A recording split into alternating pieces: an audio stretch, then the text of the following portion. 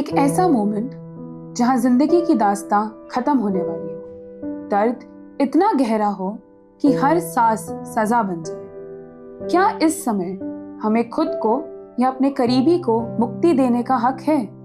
यही है euthanasia, mercy killing, इच्छा मृत्यु। यूथनेशिया यानी कि इच्छा मृत्यु दो प्रकार की होती है, एक्टिव और पैसिव। एक्टिव यूथनेशिया यानी कि सक्रिय इच्छा मृत्यु में डॉक्टर मरने की दवाई खुद से देते हैं। पैसिव यूथनेशिया यानी कि निष्क्रिय इच्छा मृत्यु में वेंटिलेटर जैसी जीवन रक्षक मशीनों को हटा दिया जाता है। भारत में आज की तारीख में पैसिव यूथनेशिया यानी कि निष्क्रिय इच्छा मृत्यु की मंजूरी है। हालांकि इसकी कहानी काफी लंबी और भावनात्मक है। 1973 मुंबई, एक नर्स, एक सफाई कर्मचारी और एक चोरी के आरोप में लिया गया बदला। अरुणा एक 25 साल की नर्स है जो काम करती है मुंबई के एक हॉस्पिटल में। अरुणा को एक सफाई कर्मचारी सोहन लाल पर चोरी का शक हुआ। उसकी शिकायत इसने हॉस्पिटल प्रशासन को करी।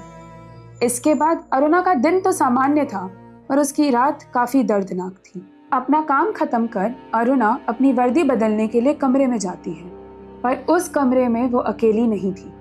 सोहन लाल, जिसकी मर्दानगी पर अत्यंत ठेस पहुंची थी शिकायत के बाद, वो भी उस कमरे में अरुणा का इंतजार कर रहा होता है। सोहन लाल अरुणा का रेप करता है, फिर एनल सेक्स करता है और फिर गले को चेन से इस कदर कसता है कि दिमाग में ऑक्सीजन जाना बंद हो जाता है। इसका परिणाम ब्रेन डैमेज, ब्लाइंडनेस, लकवा और कोमा।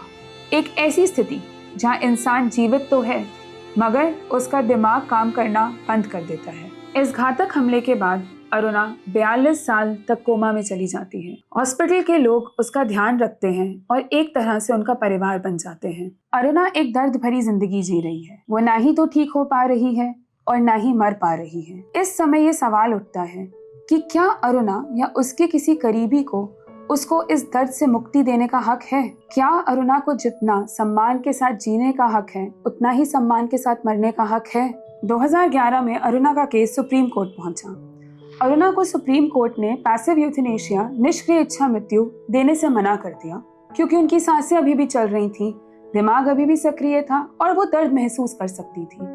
हालांकि इसी केस में पहली बार सुप्रीम कोर्ट ने पैसिव यूथनेशिया यानी कि निष्क्रिय इच्छा मृत्यु को कानूनी दर्जा दिया और कुछ सख्त निर्देशों के साथ लागू करने की अनुमति भी दी। साल 2026 सुप्रीम कोर्ट के आगे फिर वही सवाल था, लेकिन इस बार एक नर्स नहीं बल्कि कॉलेज छात्र था और याचिकाकर्ता उसी के पिता। हरीश राणा 13 साल पहले अपनी पीजी की छत से गिरा और 13 साल तक कोमा में रहा। उसके माँ बाप ने हर संभव इलाज आजमाया, परंतु जब उनकी हिम्मत टूट गई, उन्होंने सुप्रीम कोर्ट में अपील की कि उनके बेटे को गरिमापूर्ण मृत्यु दी जाए। हरीश के परिवार की विनती पर सुप्रीम कोर्ट ने पहली बार पैसिव यूथनेशिया, निष्क्रिय इच्छा मृत्यु को मंजूरी दी और सख्त प्रोटोकॉल और निर्देशों के बीच हरीश को गरिमापूर्ण मृत्यु दिलाई। इस प्रकार भारत में निष्क्रिय इच्छा मृत्यु, पैसिव यूथनेशिया को कानूनी दर्जा मिला।